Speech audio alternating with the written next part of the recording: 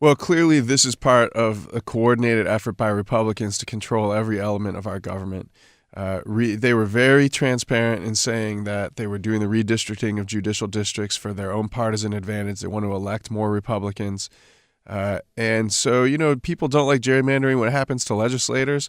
I don't think people will like it at all when it happens to the courts. People understand that the courts are supposed to be our most impartial element of the three branches of government. The courts should be fair, they shouldn't be politicized, but the most untold story of this year's General Assembly session has been all of the steps along the way that the Republicans have taken to politicize our courts. And they even they attached to an electoral freedom bill, which has a lot of other provisions, but they actually eliminated the primary in judicial races. And who eliminates elections, and specifically elections for judges? I mean, banana dictators, despots.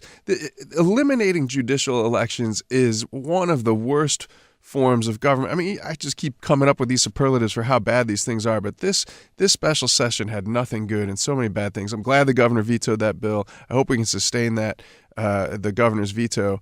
But, they canceled the judicial primaries because they have more plans for screwing with the judiciary that are going to come, that they're going to introduce in January.